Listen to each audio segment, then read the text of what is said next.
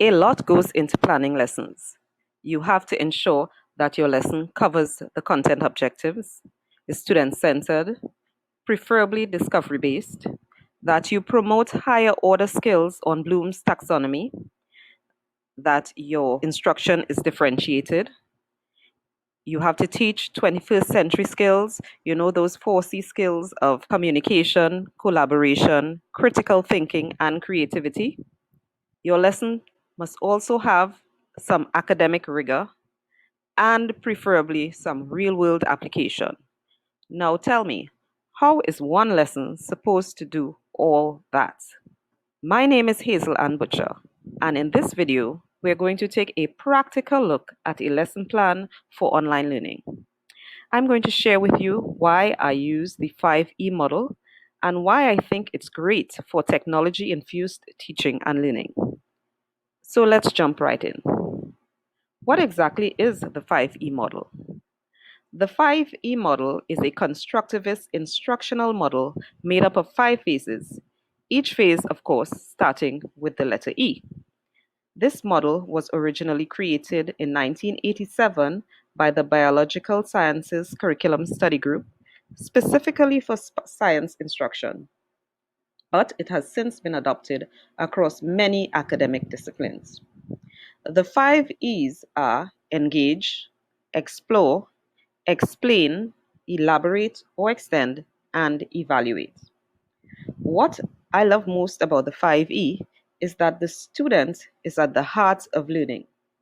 Students build their own knowledge from experiences and new ideas. I will leave a link in the description to more information about the 5E model. With the move to distance learning, I see the 5Es as an effective way to foster deep, impactful learning for students, while also teaching them the technology skills that they need to navigate the world. The 5E model supports both synchronous and asynchronous learning because it is primarily about student discovery. In this model, the teacher facilitates student inquiry using appropriate technology tools. Let's make this practical. Remember those lesson must-haves I listed at the beginning? Let's check an actual lesson and see how I used the 5E model. This is an ELA unit about story elements. The technology tool used is Google Slides, and you would need a video conferencing tool like Zoom or Microsoft Teams or Google Meet to deliver synchronous sessions. The first thing I want to say about this lesson is that it's not meant to be completed in one session. It would take at least a full week to complete this much content. So it's really a unit of lessons. The next thing I want to mention is that this unit of lessons incorporates both online and offline sessions. One more thing before we move on. Notice that this is a collaborative project. That means that instead of the teacher finding all the appropriate content and directly teaching it, the students work together to research and synthesize the information and then help each other learn. We teachers truly become guides and facilitators of learning using this strategy. Okay, let's go through the lesson. To enable all students to work on the slide deck at the same time, you would need to change the share settings so anyone with the link can edit. You do that by clicking share and then changing the permissions here to anyone with the link. Instead of viewer, you click editor and then done. You can also just share the document with just your students by inputting their email addresses here, allowing them to be editors and then clicking done. The first few slides are some housekeeping items I always like to add in. The first of which is a hyperlinked table of contents. This makes it easy to move to specific parts of the document instead of scrolling through page by page. The next 2 slides allow students to type in their names and other media, such as a selfie or their Bitmoji, or even a short video or voice recording that they made. They choose how they want to be represented on this page. As the teacher using this, I'd also scaffold students by adding some short video tutorials about how to insert images, audio, and video. You can easily do that by recording your screen using a tool like Screencastify or Loom. Another thing you will notice is that I include speaker notes. That's to remind me of what I should be doing or saying at any given point. You'll see that throughout the slide deck. The next slide I like to include is the learning outcomes. This should actually be rewritten in student-friendly language, but I must admit that I just copied and pasted it from the ministry's curriculum guidelines as is. Now we're moving into the meat of the 5 E's. In the engage phase, the goal is to pique student interest and activate their prior knowledge. How we do that here is by asking them some thought-provoking questions and having them type their responses on this collaborative board. We ask them to name their favorite stories and to write down as many types of stories that they know. We can also ask students, what makes a story good? What makes you enjoy a story? As they're responding, the teacher can sort their responses into common themes.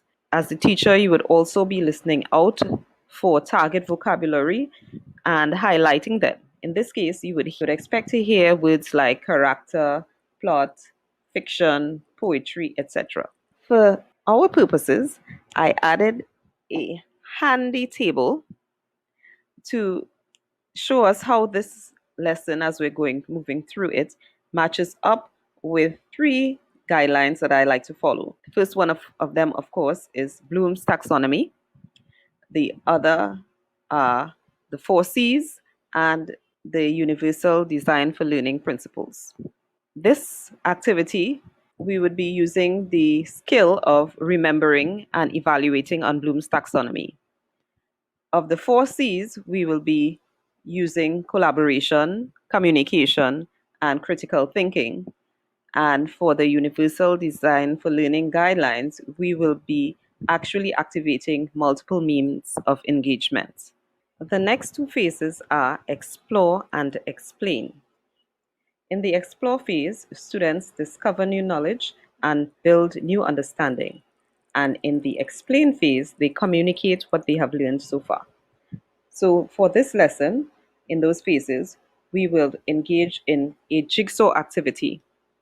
This is where the teacher separates the class into 6 groups and assign a different story element to each group. Each group has 4 slides that they need to populate. They must add an appropriate video, an article, and an image or infographic that explains their assigned elements. They must then summarize what they learned and present their findings to the class in the method of their choice. So again, we're going to see how this matches up with Bloom's, the 4 C's, and UDL. For Bloom's taxonomy, in this phase, we are using the skills of understanding and applying knowledge. For the 4 C's, we're actually using all 4 skills. We are collaborating, communicating, we're using critical thinking and creativity. And we're also using all 3 UDL guidelines. So we have multiple means of engagement, representation, and expression. These are the slides that each group will have to populate. So in the first slide, they must insert a video. In the second slide, they have a link to an article, and then they must make a short summary of that article. In their third slide, they have to include a picture or an infographic that explains their story elements. And the fourth slide is where they present what they have learned to the class. The last 2 phases are elaborate and evaluate. In the elaborate phase, students apply knowledge to new situations and they explore the subject in deeper, richer ways. And in the evaluate phase, they assess and reflect on what was learned. So I have included 2 activities that I think would work well for both phases. The first activity is where students would review a video and then explain how the story elements help them to understand this video better. I've also scaffolded them with some sentence starters to help them use evidence when making their claims. The second activity is actually a real world application. So we are looking at how stories are used in the news. Students have to think about how journalists use the story elements to report the news and the effect it has on the audience. If we go back now to look at how these activities match up against Bloom's The Four C's and UDL principles, we will see that for both these activities, we are using the skills of applying, analyzing, and evaluating, which are high order skills on Bloom's taxonomy.